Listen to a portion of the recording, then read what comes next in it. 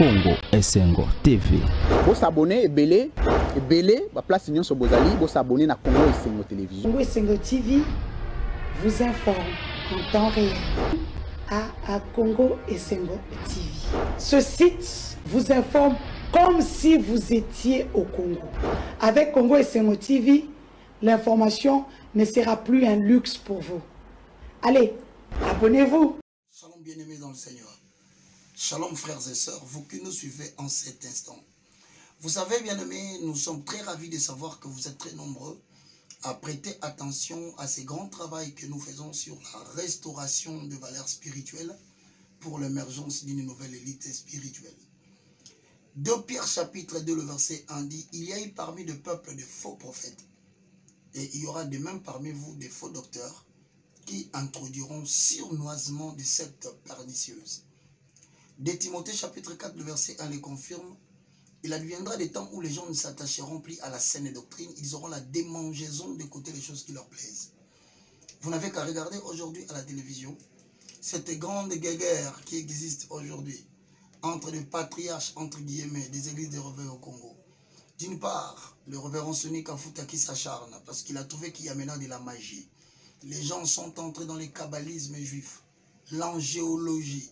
Alors il a tapé sur la table. Mais de l'autre côté, Albert Kankenza Mwanambo qui s'est dit qu'il doit suspendre le président actuel des églises de réveil. D'une part, vous voyez Denis Lessi qui s'insurge sur le comportement incontrôlable apostolique des pasteurs Kiziamina. Lui de son côté qui s'élève. Et voilà, nous vous avions informé que l'Éternel Dieu va balayer du revers de la main une génération de serviteurs qui n'ont pas marché dans la crainte de sa parole. Eh bien, vous allez suivre maintenant les commentaires de l'église indépendante, c'est-à-dire ces gens qui ne dépendent que du Saint-Esprit et de la parole de Dieu. Bandeko balandi bozé belé, toza ne sengo makasi ya koyeba ete bozolanda biso na musala oyo toza kobimisa mpwasa esika moboko ebaluki pona kobimisa bato na sika onza bazotombola pona kosalela kati na ngumba ya mboka Congo. Bolandi elobami na mukanda ya 2 Pierre chapitre 2 na verset na yango ya yambo balobi na tango na kala bomona ki ba faux prophète bakotaki na boyepe bokomona katikati na bino ba tei ya lokuta bakokotisa kisi pe soloka katikati na bana na Nzambe. Mais 2 Timothée chapitre 4 1 abakisi alobi ekokoma na tango moko bato bakolinga koyoka lisusu maloba na sembo te bakokoma na mukusa ya koyoka maloba ezosepelisa mitema na bango na baposa na bango nde boyoki bitumba etelemi makasi kotoyo pasteur Soni Kafuta lelo agangi tango tolobaki bato bandimaki te alobi magie ekoti ba pasteur baye kotatola baye kobikola balobi ete tosimba bakisi bakoti biso na kati ya église de réveil au Congo nde boye Soni Kafuta sepeli talobi magie kokokota te kote kuna Albert Kankenza Mwanambo alobi a suspendre c'est-à-dire na lingala abengani ye azeso président ye palobi akolongwa te Denis Lessi kuna alobi te pasteur Kiziamina pe kuna ça ne va pas kuna pe Kiziamina bi ba pe kisingana ba mena koloba kaka tango somona makambo bandi ko salema boyeba ke Kongo linga kota na mboka ne asika génération asika batu asika basel na Nzambe ba politicien asika yango wana bolande mission ezolanda siko évangéliste Roger Baka na Denis Lessi na Kiziamina na Soni Kafuta na Kankenza Mwanambo na naza na raison na naza na tort nebo la répondre yo clairement ba on nyonso bazolande mission ezolanda beaucoup comprendre réponse ma mutuna batuninge lobi boy une génération s'en va une autre vient oyo moni bazo swana sawana isa génération nzamba décider alongola bango mais avant longola bango ndambu bakoloba mabe basalaki misusu ya mupanga bakoleka na mupanga ya kufa ya brisk bakokoya ndena boye apesi mateya na génération ezoya alobi na bango botala makambo na sali eko étourdir matoyi ya mutu nyonso akoyoka yango nde boye oyebisaka Samuel tende koyebisa motumbi mbeka Eli bana na ye baza kolala basi na kati ya tempelo baza kokamata biloko eza ya basacrificateur bazolia bazobebisa tempelo loba na bango na koboma boyebake nkolo ezala na domaine politique bao bozomona batelemi lelo bomona bango lisusu te yambo tokomala ba 2021-2023 bamango bazopakata mbango bamususu bakosuka na nzela côté ya ba pasteur tango politique ezokweya sacerdoce ezaki mabe ekwei nde na boye nana za na raison nana za na tort ngamba zaka toujours ka na raison kala mingi te Voilà l'émission que nous proposé binona. Olobi ni pona bandimia na ba abonné à Congo Esengo TV. Ba abonné à Congo Esengo Télévision, boyebi que chaque fois je vous avais promis ce qui sujet moko important ezali tokoya ko réfléchir nabino pour te poser les fondements parce que le réel besoin de la connaissance de Dieu ezotambola lelo na monde entier. Ésaïe 60 a dit lève-toi, sois éclairé car ta lumière arrive et la gloire de l'Éternel est sur toi. Donc, vous avez sengo mingi na katia chitoyo, ce bon moni biso de télémi pourquoi? Parce que sans sentiment, sans to lukato le loko moko, to sakana posa to vandisa moboko, pour na bana na nzambe ba ningisa mate na mi pepo bandi ko kende. Lobby baka saki jalo. Lobby baka azosala baninga ne mutema lokonya. Mais lelo, c'est clair devant tout le monde que qui si otolobelaki Batu bakomi kondima yango et que peuple de Dieu va bosalaki au profit de l'évangile à Liboum. Kola pambola bino, on se retrouve très bientôt dans l'émission de Salélébé. Au revoir. Comportement ba eba mutuna frine tango ya trishaki wana ngamu na tibagi te na tunio mais tango trishaki université et c'est ngamu mutuna gino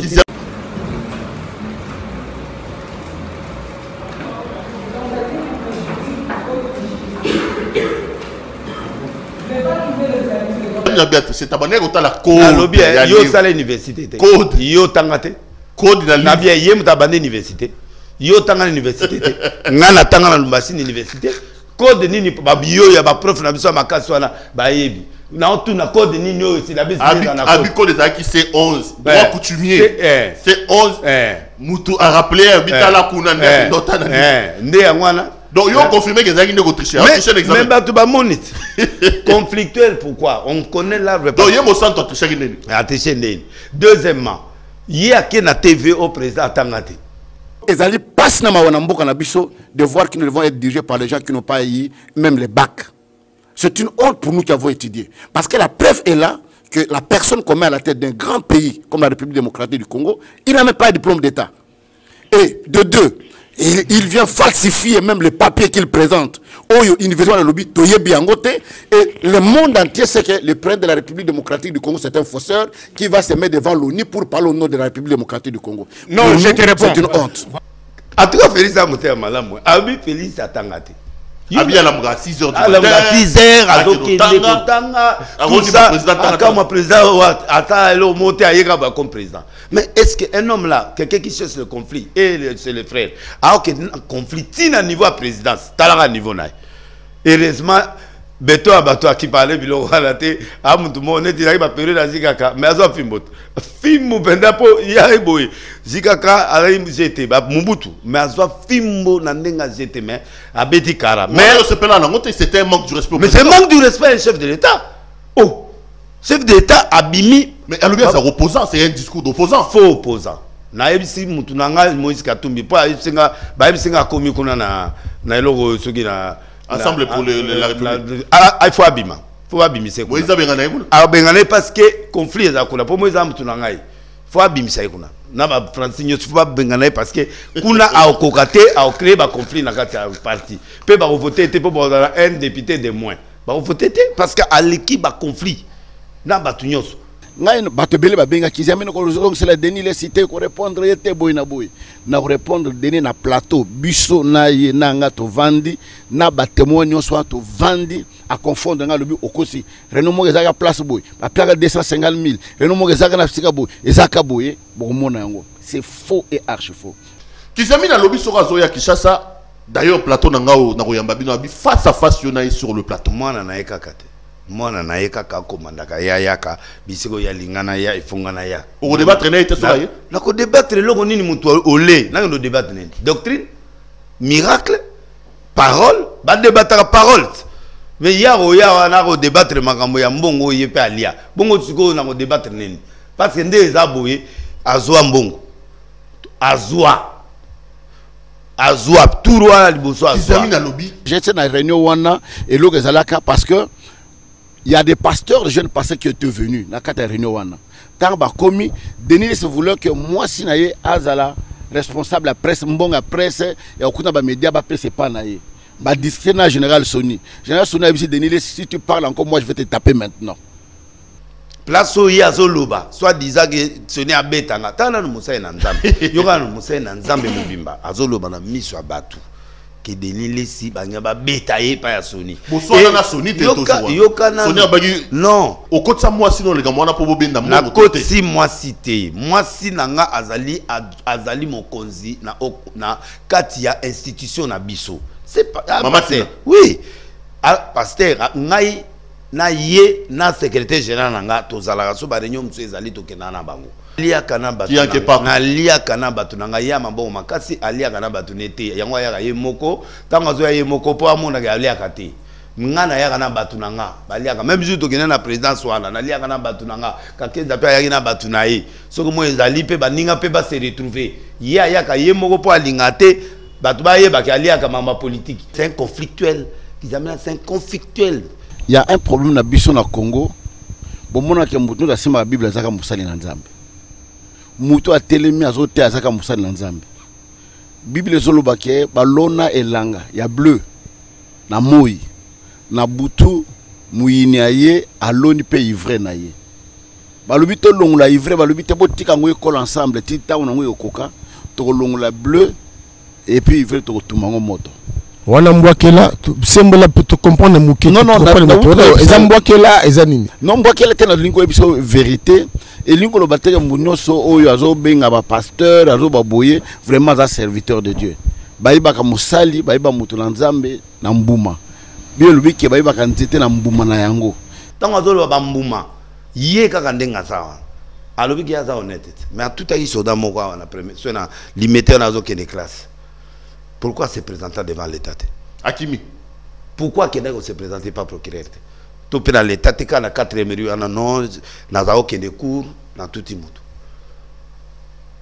Moutaza honnête, un arbre on connaît par les fruits, mais fruits qui est quand même que c'est dénoncé. Qui est qu'on y est, ça va causer que je fais pas exprès, mais je fais ceci. Alors, qu'est-ce qu'on peut dire? Il y a mon avou là. Revenons sur à tout bellité. Donc, je vous dis que fruit le baki a la fruit. Il y a des moutons ba fruit mabe parce que mouton a fruit à malam. A senga pardon devant ba konzinga na senga pardon na ki 6 mois ya mabondi lipo na senga pardon na peuple na sengi émission. Banani penza ou bazolo ba makambo mabe. Ezangai na pes exemple yemoko prédécesseur nangai Albert Kankenza mwana mbo. Na période mokobo a telemelaka cardinal Mosengo na ba déclaration na ye do ba déclaration ya sala kitango a telemelaka cardinal Mosengo wana nde zalaka malamu Nzambe azalokumu ezali parce que ezali moko ya wazaka vice président ngai ayaka koyambula yete ezana bato songolo parmi ba leader ba initié na kabal juif na kindoki. Baibisi oyo jaga na kati ya Bible bazobima bazobi kende na butu to samisaki makambo wana l'église a réveil to moni magie ekoti sorcellerie ekoti baku ekoti bato kokufa na empoisonnement. Quand j'ai décidé de mettre de l'ordre ozomona yango nde bitumba oyo nazali na yango alors nangene bisabino loko moko ngai naza kobondela na kosala jeûne ya 7 jours soki Nzambe na lola alobi nangana continuer et je dis nako sala ba mandami balé ce qui Nzambe alobi nanga jusqu'à ce que je mettrai de l'ordre dans cette église nako jongi sa réveil na état na ngondege zalaki donc ndenga nazaliawa na zu distanciation physique na bandeko ngai na bango toko solola kate toko mona na kate na ebisi bino ata na ndoto nanga bayate. Armée de l'Éternel, organisme d'évangélisation, mon père spirituel je suis encore fort. J'ai cette onction-là, naza évangéliste. Vous avez un malam. Penako zongi saba papa nyosho a réveil. Vous avez un to zongi s'éclèse na bicho na identité nango na valeur nango. Yeba. Que loup a koki kolata poso ya brebis mais azali brebis te rôle na azali ali ya brebis mais berger nde bomakalu ayebisi bandeko oyo basalaki communiqué wana batuki Nzambe ils ont blasphémé contre le Saint-Esprit il doit se repentir et porter le fruit digne de la repentance. Sinon, l'avenir me dira raison. Parce qu'il va toucher ma foute. Nabalae Zambia estere Yawe salanga nabalae Nabala na pesa ba invité na ngai ba invitation ya sonité Oyo nzambe ya ba invitation Maison Given azali